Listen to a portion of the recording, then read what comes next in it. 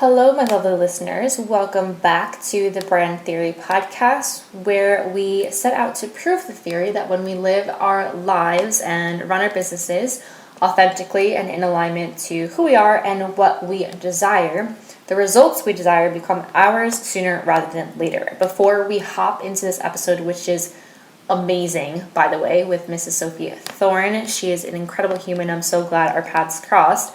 Just want to give you a quick reminder that if you need a constant daily reminder to make choices that are on brand for yourself and in your business and everywhere in between, the On Brand product shop is now open for business. You can use the code ONBRAND10 to save 10% on your entire order.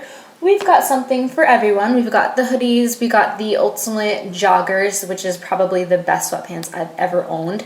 They have pockets, deep pockets, a butt pocket, my favorite, and they're just super comfortable. They're a little on the thicker side. They run pretty true to size. I'm in between a small and medium, so I didn't end up getting the medium because who doesn't like big comfy sweatpants? The hoodies run true to size hoodie. The crew necks run fairly true to size, although since I'm in between, I did get the medium. I'm happy that I did. We've got t-shirts with the definition of on brand. We've got pillows for that perfect little bed pillow, decorative pillow that you will never sleep on, but always have to put them on the bed as they keep piling. And what else we have? We have eco totes, and there'll be some more things coming, but for right now, it is now open. And again, I really just want these products to be obviously comfortable, and I only choose the best products. I only choose the softest and the most high-end that I can get. But I really want them to be this reminder for yourselves to make this conscious choice, to make choices for your life and for your business that are in alignment with who you are and what you believe and what you value and what your mission is. So allow these products to be that reminder for yourself. So without further ado, let's get into today's episode.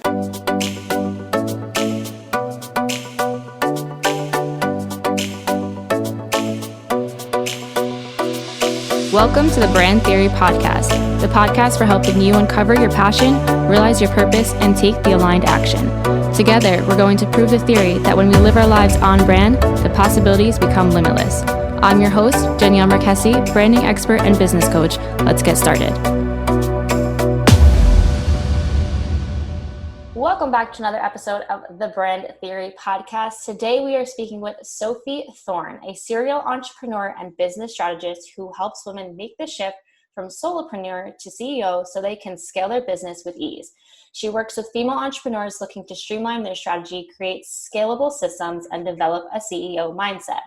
After working in corporate for 8 years, she decided to set up, scale, and subsequently exit a successful e-commerce business, learning what works and what really doesn't in the process. This then led her to build her current business, a multiple six-figure service-based business with multiple revenue streams, which allows her to travel the world and run her business from anywhere. Welcome to the show.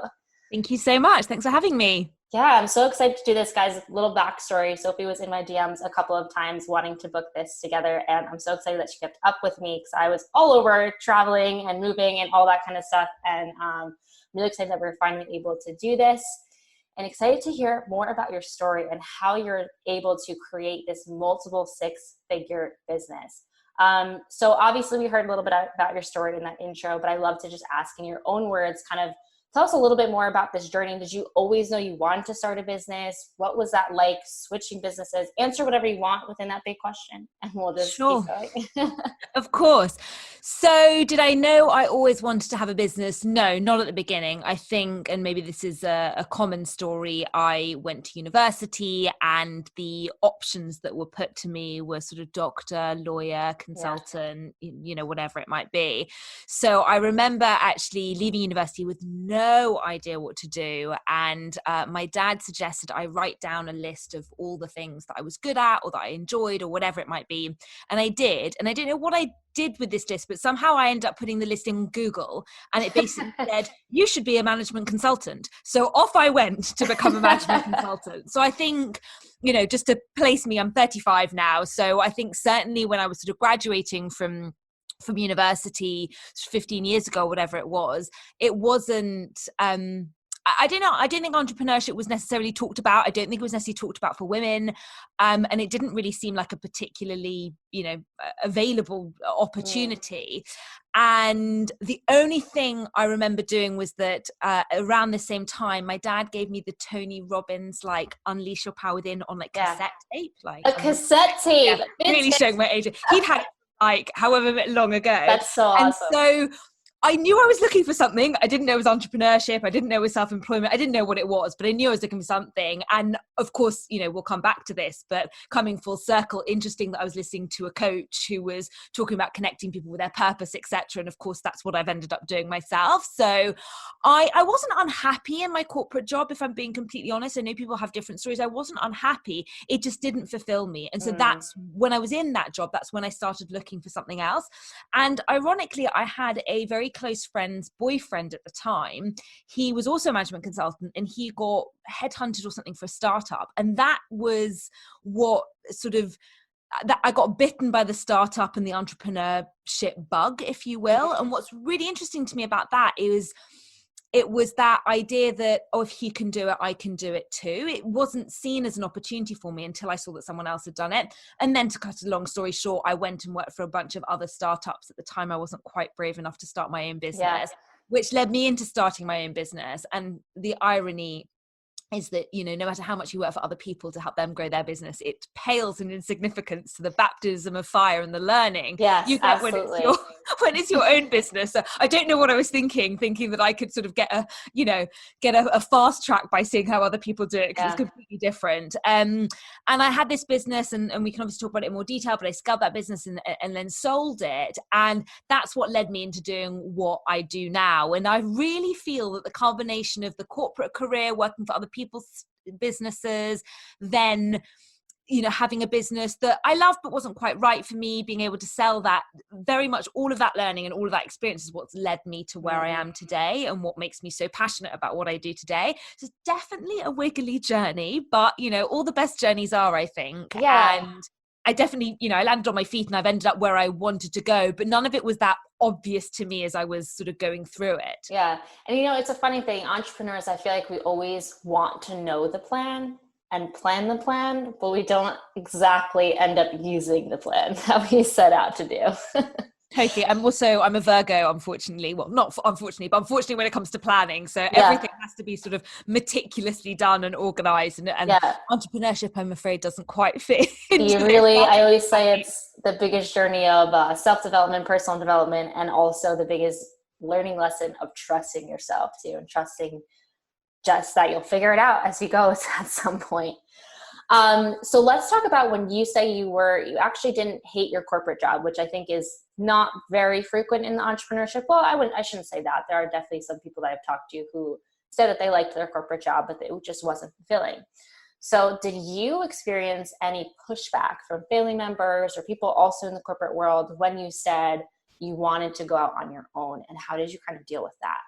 Yes, I definitely did. And honestly, I think that was probably one of the reasons I went from corporate to someone else's startup rather than starting my own business. It felt more acceptable in my social circles. And ultimately what I was telling my, corporate colleagues was, oh, I'm just leaving for a smaller company. So, but, even that, because I was leaving for a smaller company, I took a pay cut and took equity instead. And of course, everyone's thinking like, what the hell are you doing? You're on track to have, very successful career here and bonus. People really value that security. So this idea that I was going to work for kind of, 6 guys in a shed basically in East London, wanting to start, but they couldn't necessarily understand that. So there was a lot of pushback. And then when I left the startups I was working for, I freelanced a little bit. I consulted as a freelancer whilst I was setting up my own business. And that was really interesting because I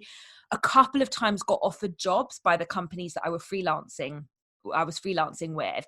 And so many times at one point, I remember my mum actually called me. I had so many times I had people being like, why aren't you taking that job? Like that, that's the sensible option. You might regret this.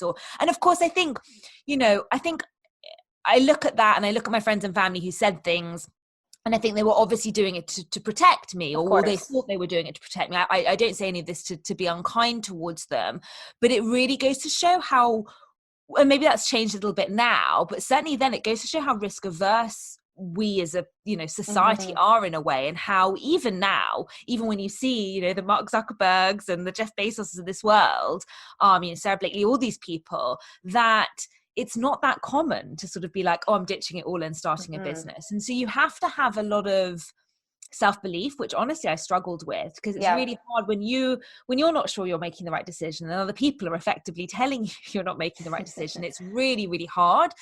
And to answer the question, sort of how I dealt with it, surrounding myself with people who did believe in me, or who did believe in entrepreneurship, or who did support me no matter what, was so vital, because we're always good. And this is my number one advice, even now, sort of 7 years into this, we will always have days where we doubt ourselves. We always have days where we don't know where to turn. It's very normal. This is a very up and down journey, like any career, to be honest. And having those people who can pick you back up, or who can support you, or whose confidence you can kind of borrow when you're not feeling that confident. I love that. Yourself. Yeah, it's huge. It's really huge.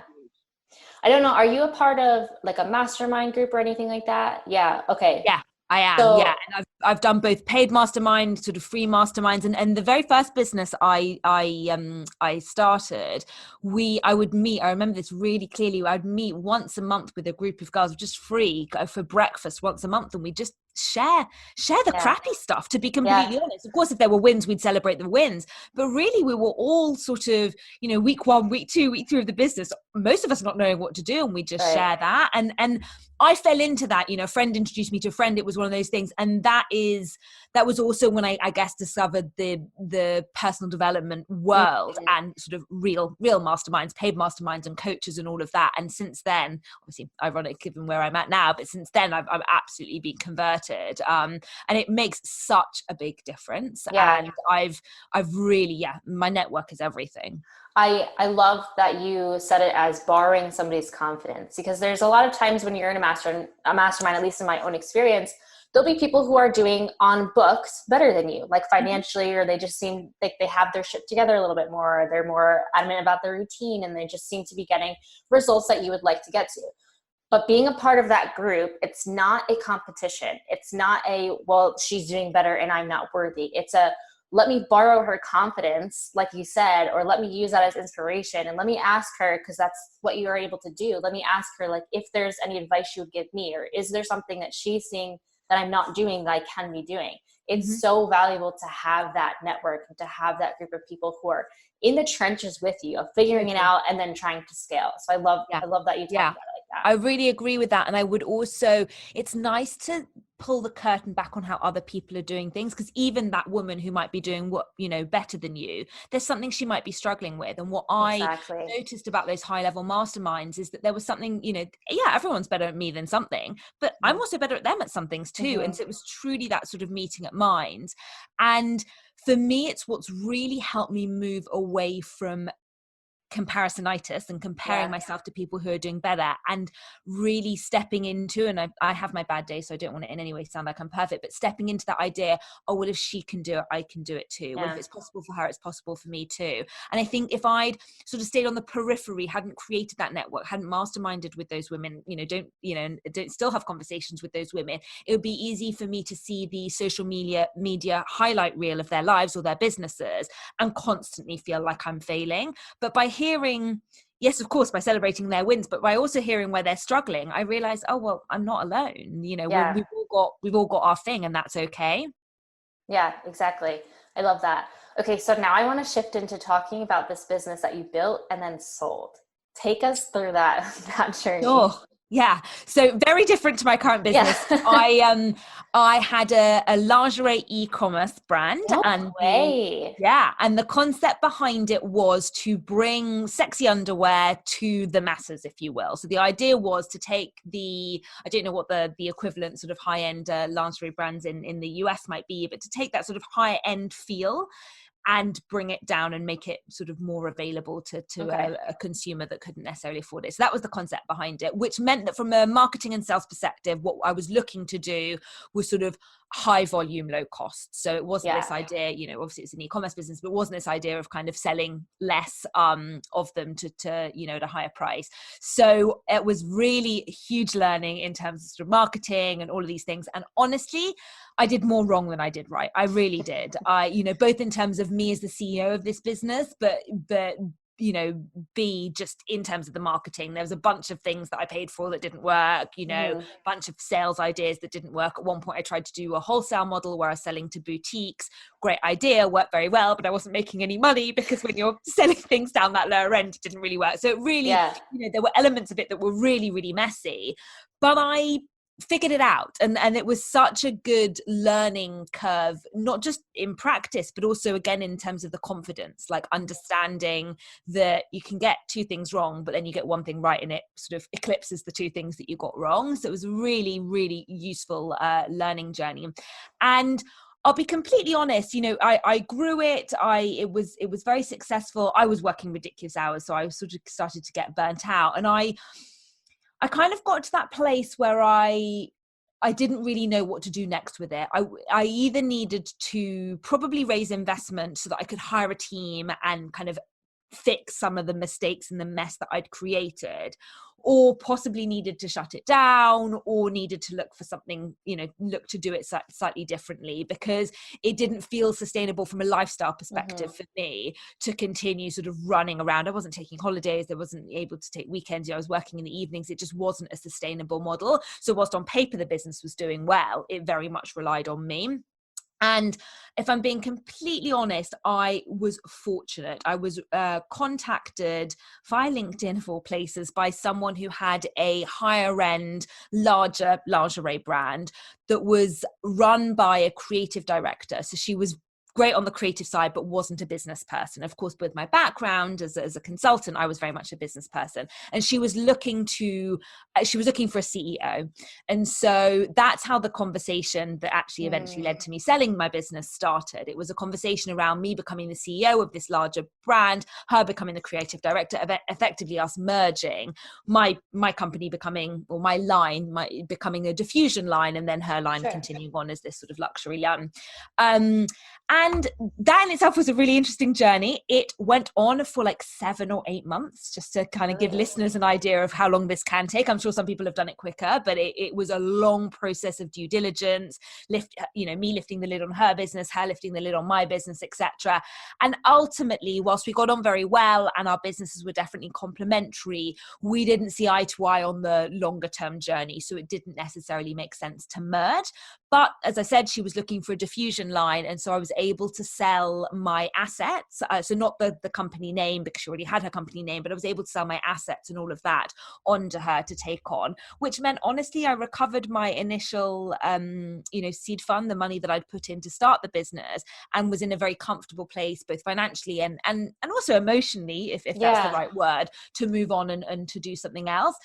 And as much as I enjoyed the journey and as much as I'm very proud of what I built, I felt a real sense of relief once the papers were signed and the money was in the bank. And I think that's really telling. And it's important for anyone listening to remember that there's a difference between sort of successful on paper and then what you feel inside. And I'm proud of myself actually for listening to what was going on inside, even though everything was very successful on paper, and realizing it wasn't quite what I wanted and what I needed in my life at the time. Yeah. And that's where that listening to that intuition comes in. And it's so powerful, because if you ignore it, you're going to be in a situation where you may think you're doing the right thing, but your body is burning out and your mind is thinking crazy thoughts. And you're in this position where you feel like you literally can't get out. So I'm sure that was scary for you to sign the paper, but that sigh of relief was probably so powerful, and just put you in a position for complete forward movement, which is amazing.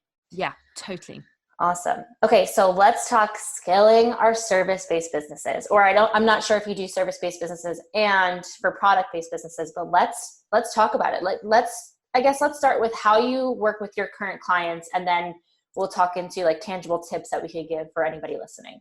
Sure. So I have a framework that I've created, and it has 4 pillars, and sometimes I need to you cover all 4 pillars with clients and sometimes only one, but effectively it's shift, strategy, systems, and scale. So shift is really the mindset work, which to a certain extent we've touched on a little bit already, but it's that idea of belief in yourself, maybe working through money mindset issues, etc. It is very hard to grow your business if you are holding yourself back, and we tend to be the ones that hold ourselves back from any kind of growth. So that shift piece is the first piece of the puzzle, but it never goes away. It's not like a one and done. It is like we continue to work and come back to that shift piece. And I still do it. Again, 7 years later, 2 businesses under my belt, I still spend time working on my mindset. You have to absolutely. And full disclosure, I do not consider myself to be a mindset coach. I am qualified as a coach, and of course mindset is part of that. I don't consider myself to be a mindset coach, and there's some brilliant mindset coaches out there, but it would be remiss of me to just talk about the strategy and not bring the mindset in, because honestly, I can put a brilliant strategy together for a client. I'm very capable of doing that. If they don't believe in themselves or believe in the strategy, it's not going to work. So that's why that mindset piece is so important. Yeah. I usually describe it as maintaining a car. If you don't take your car in for regular oil changes, you don't take it for that regular maintenance, you're going to come to a situation where you're in the road and you're broken down, and it's going to take you so much longer than if you had just maintained it. 100%. 100%. That's kind of a good analogy. I love that. I love that analogy. 100%. So yes, a shift. Then we look at strategy, and strategy will mean different things to different people, but we're really looking at to use your car analogy, the engine of your business. So it's who are your clients? How are you making money? How are you marketing that? It's the true center of your business, and different people will have different problems, to be completely honest. So it may be that you've got so successful, but you don't have systems in place or the strategy in place to deal with that success. It may be that you're struggling to get clients. So what we really do there, whether I'm working within one of my group programs or even, one of my digital programs, or indeed one-to-one, what we're really doing there is looking at what's working, what's not working, double down on the things that are working and ditch the things that aren't. So it's really a case of getting under the hood and really figuring out what are the strategic elements that you need in order to take your business to the next level. And that sits really closely with the next pillar of my framework. In fact, I'll kind of work on them together, which is systems. And by systems, I don't necessarily mean tech. I just mean rinse and repeat systems that brings in clients, rinse and repeat systems that then services those clients. It might mean tech and automation or people to make you or your clients' lives easier. But there's no point in getting your marketing and sales sorted to then figure out that you're running around like crazy sending out invoices or adding people manually to courses or whatever it might be. So it's really, really important that we set the strategy up for success, but alongside the systems.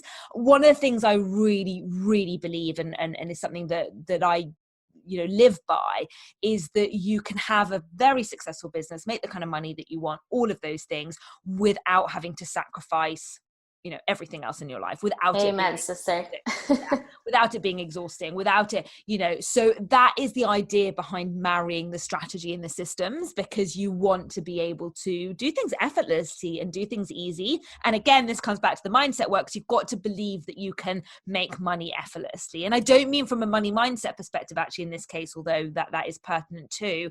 I mean that it's effortless to run your business, because there is, unfortunately, again, very much a societal thing, the only way you can be successful is by working ridiculously hard, ridiculously long hours. The only way you can make lots of money is if you're sort of burning the candle at both ends. So the idea of marrying the strategy and the systems is to make sure that you've got that in place. And then the final pillar, I guess, in a way, the most exciting, is then how you scale that exponentially. So once you've got the systems and you can deal with more clients and you've got the strategy, so what works, what doesn't, we take that and we grow that exponentially. So for some people, that might be once we've got a system, for example, to book out their one-to-one, we might use all the knowledge we've got to create a group program, as an example, passive income stream. But for other people, it might be creating an affiliate marketing engine, because they realize they grow so well from referrals that we might then take that knowledge that we've sort of garnered in the strategy and systems section, and in the scale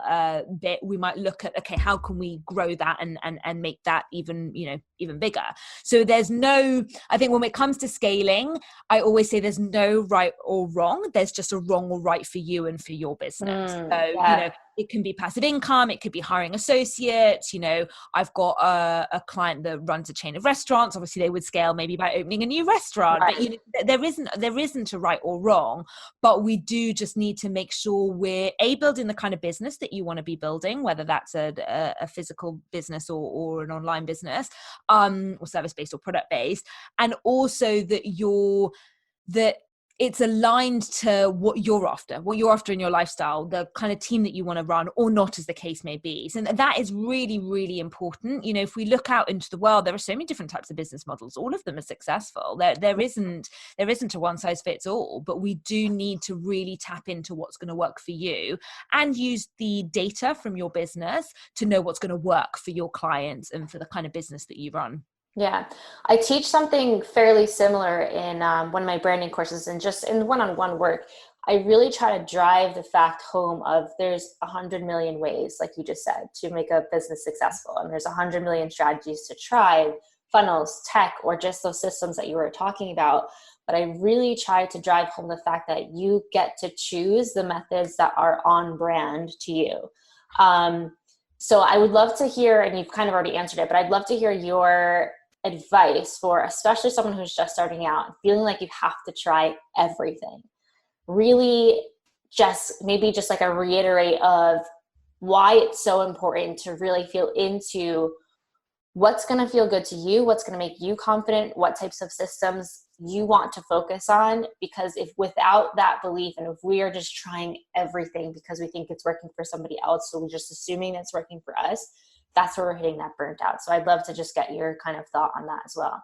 Totally. And I couldn't agree more. And I think there are two sort of levers to pull there. One is the personal. So I get my clients to do exercises around their why, or we do something like called a rocking chair exercise, where you imagine you're 90 years old and you look back on your life. I love that. Oh, that's so nice. Chills. That's so good. So nice. And so it's like really understanding what's important to you. I've got two clients that have 6 children. They're looking to, each 6 children each. I don't know why both clients have 6 children each, but it's to give you an idea that those two ladies are looking to build a very, very different business to someone in their early 20s, possibly single, doesn't have any dependents, and is happy to kind of work, do live launches and kind of shop on Instagram every, 10 minutes or whatever it is. And there, as we've both just said, there isn't a right or wrong. So by tapping into your why and tapping into what you want from your life, that really gives you a lens through which to then make decisions. And of course, there takes some confidence to realize that just because she's doing it doesn't mean you need to do it too. But that is a very, very important first step. And the other one is to think about your ideal client. And I'm sure you sort of teach this sort of of course.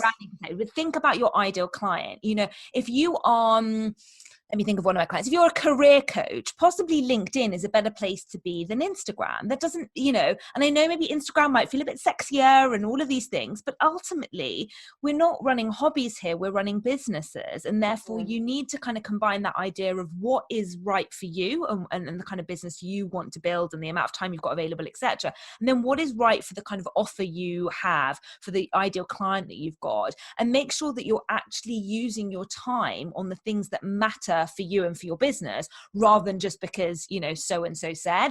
And whilst there are some amazing free resources out there, and obviously podcast episodes and things like that, that is one of the downsides, I think, of free information. Yes. Oh my gosh, go down that rabbit hole. I can't even tell you how many freebies I have when I first started my business. It's just a folder, freebies. There's probably at least 25 things in there that I never even opened either.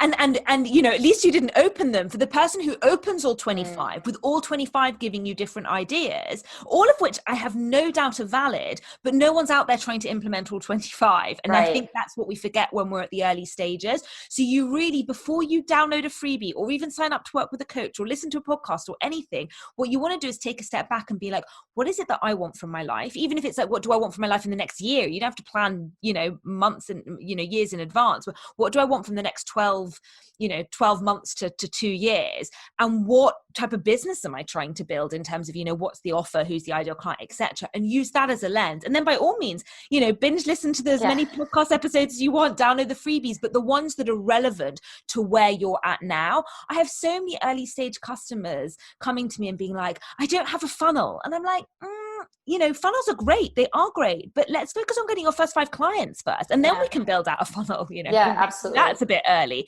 So it's about, you kind of can have it all. You just can't have it all now. And you certainly can't have it all at the same time. So it's figuring out what that journey looks like for you. And the easiest way to do that is to put your blinkers on and have a lens that shows you what you need to do in your business based on where you're trying to go, not where other people are trying to go. Yeah.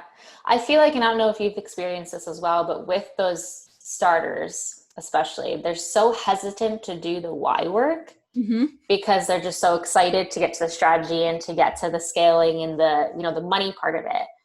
But that why work is like you said, it's that lens that you're going to constantly be looking through. And I also think it's work that you've already done. And if you're starting a business, you've already thought about why you want to do it. You've just never done it in this way. So what do you say to people who are like, well, I just don't want to do that. I just give me the good stuff. Just give me the meat and potatoes. Like, what would you say to somebody who just really is looking to skip over the why? Yeah, it reminds me, there's I can't remember the exact quote, but it is a quote, I think it might be from the Bridget Jones movie, around like, when you're ready for your life to start, you just kind of, the rest of your life to start, you just want it to start now. And I think that's what happens. So it comes very much from a place of excitement. But ultimately, there isn't a silver bullet, and we all know there isn't such a thing as overnight success. So really, it's about what I say to people at that stage is that it's about building a sustainable and consistent business, not the get rich quick style schemes or the kind of the hacks and the tactics that work until they don't work anymore. So honestly, it's more of a mindset thing rather than anything practical, because I think deep down we all know we've got to do that work. And honestly, I relook at those elements of my business on an either quarterly or certainly yearly basis. So it is really, really important to keep doing that. But it really is around, it's around mindset rather than strategy in that instance, where you have to sort of convince those earlier starters that if they want to still be in business, I don't want to use scare tactics at all, but how many businesses, start and no longer exist after 12 months? Yeah. Why? Because they didn't do this initial work. Yeah. So the idea is to, as I said, without using scare tactics, to show people that if they want to still be in business in 10 years and still be loving what they have to do, this is the work that's so valuable. Yeah. And your why can change. I feel like our why develops and flourishes to something different, because your why may be to, start the business, replace your 9-to-5 income and do this full time. And once you've achieved that, your why might change to, well, I want to, build a house from scratch and, start a retirement fund for my kids, or whatever it is, it gets to grow. But doing this work and then doing the work that you've been talking about with the systems, that provides the foundation to be able to handle the growth of the scale part. And without that, just like a house, your foundation, it's going to crumble. Without a foundation of a house, it's going to crumble. So doing this groundwork really, really provides, like you're saying, to be able to sustain in the 10 years, in the 20 years, and to create something where when you're 9 years old in a rocking chair, that you're settled and you're calm and you're proud of. That's amazing. Totally.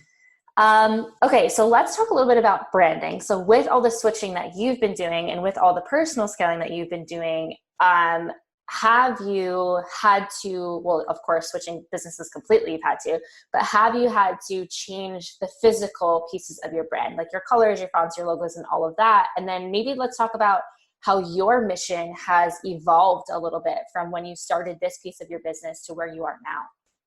Yes. So I think, and you're much better placed to talk about this, but at each point, my branding has reflected, well, when I had my e-commerce business, honestly, my brand reflected the brand, if that makes sense. So Yeah, my of branding course. reflected the brand, and then the brand had its own voice, etc. And therefore the elements of that brand, be it the font or the logo or the colors, reflected that. It's been a little bit easier in that, honestly, right now, you know, my company is named after me. So it's that blend between a personal brand and you know, a company, if you will. So the brand voice is Sophie's voice rather than having its kind of standalone brand voice. But having said that, you know, and again, I'm sure you must advise your clients similarly, it's not just about picking like my favorite colors. It was also about the kind of, you know, colors, fonts, etc., that would appeal to my target market. And once that was in place, I haven't actually felt the need to change that. That's great. Partly I think because, you know, whilst absolutely other things have changed, we can talk about that, the mission, etc., might have evolved, but partly I haven't changed the branding itself because it was enough of an extension of me, and it came at a time when I guess maybe I was a little bit more settled in who I was and how I wanted to present myself in the world and my personal brand, that I felt that I'd sort of, you know, nailed it. Yeah. I know, you know, I don't often nail things first time, but this time I kind of very much felt that I had. Interestingly, what did change is the sophistication of the branding, and what I mean by that is, guys, you don't see her, but she just sat up a little bit taller when she said so, you know, I started by kind of creating my own things in Canva and kind of, you know, DIYing it and building my own website. And then sort of year 2, once there was plenty of money in the bank and I had a better understanding of who my ideal clients were, that's when I hired a graphic designer and I did a whole branding thing, and I redid my website and all of those kinds of things. So it's definitely your website's amazing. Thank you. So it's definitely evolved from that perspective, but the backbone of the brand stayed the same, and I quite like that because it shows the evolution in terms of the sophistication. But there's something that kind of I don't know. There's a thread that's woven through the past 3 years, which feels quite nice. Love those threads. Like people who are looking to invest with you, especially investing higher ticket programs or services, they're going to stalk you. They're going to scroll all the way to the bottom of the Instagram feed. They're going to find the blog post you thought you hid. They're going to find the freebie that you thought you got rid of.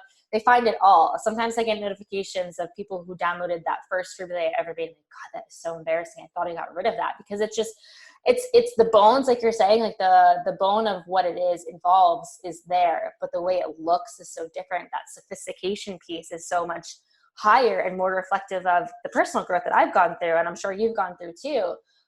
So it's really funny. But anyway, so people are invested in that journey, and people love to see the progression. I feel like when people are so hesitant to start because they feel like they're not good enough or they've never done it before, just start anyway, because when you look back 3 years, you'll be so proud of yourself, number one, for all the growth you've done.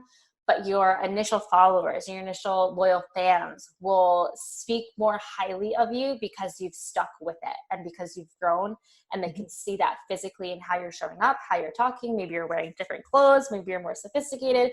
You're doing just brand new things, and they love to feel like they're part of that growth journey with you.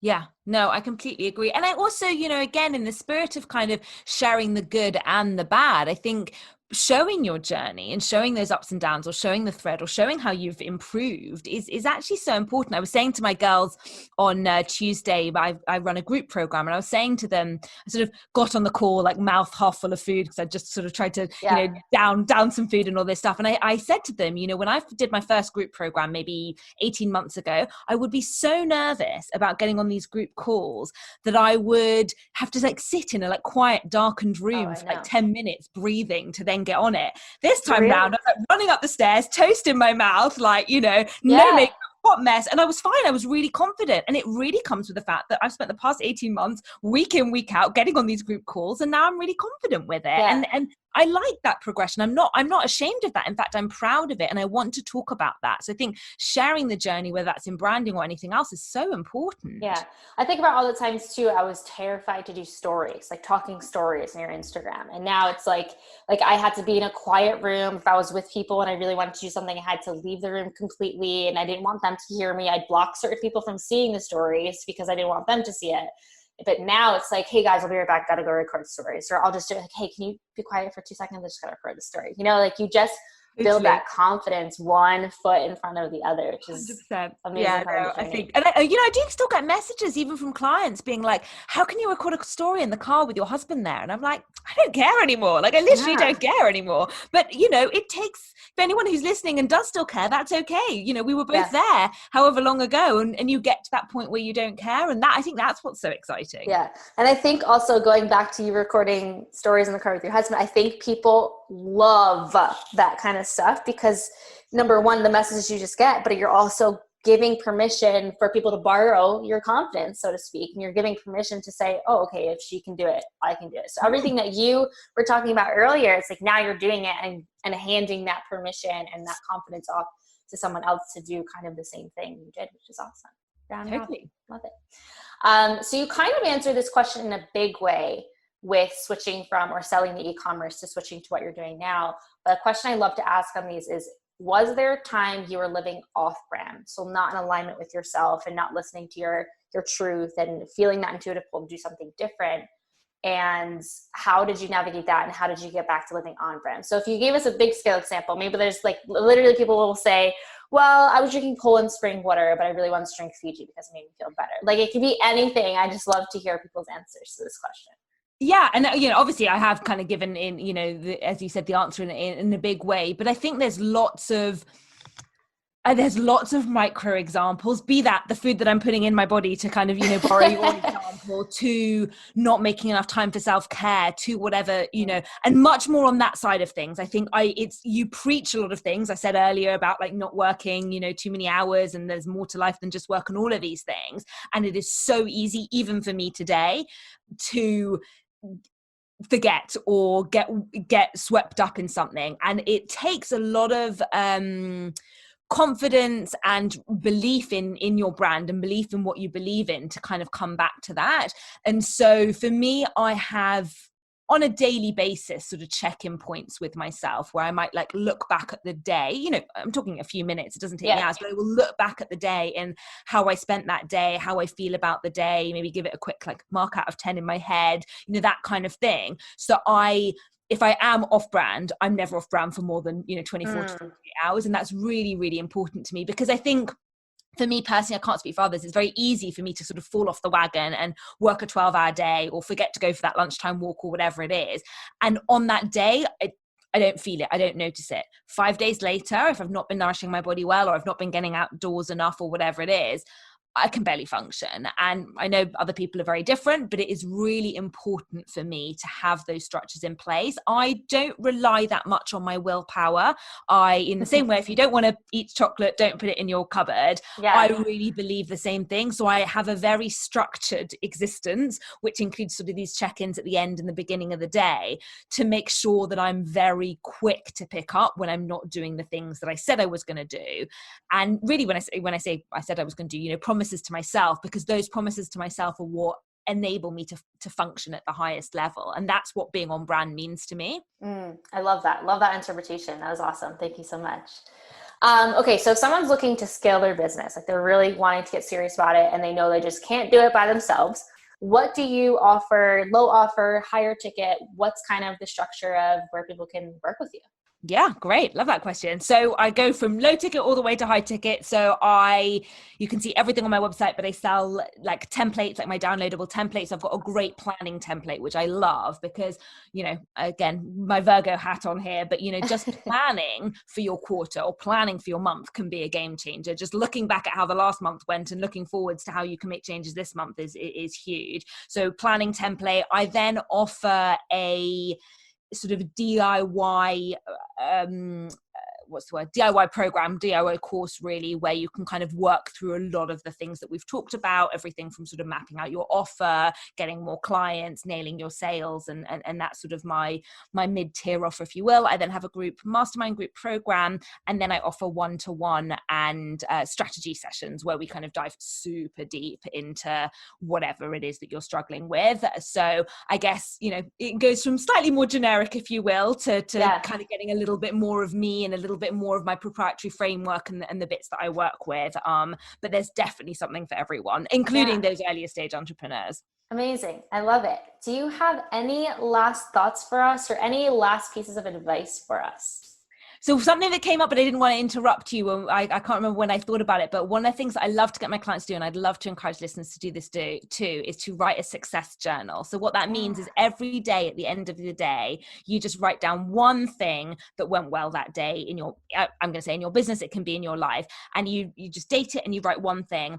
And then when you've written that down, you go look at, the thing that happened that same time last year or that same time last month, depending on how long you've been keeping a success journal. And I get my clients to buy a 5-year journal and to do this for 5 years. And it's amazing how much progress people make. So when you look at 2021, you look back 5 years we're recording this on the 22nd of April, you look back at how far you've come. It really reminds me of that thing we were talking about, being scared about Instagram stories or whatever. And it's so nice to see in black and white how far you've come and how much progress you've made, because sometimes you can't feel it in the moment, and that doesn't mean you're not making progress. Yeah, you could write one day, hey, I did my first Instagram live, and 5 years later you could say, hey, I made my first 100K month. It doesn't even have to take you 5 years, which is the awesome part. Totally. Cool. Awesome. Well, tell us where we can find you and where we can come hang out with you and say hi.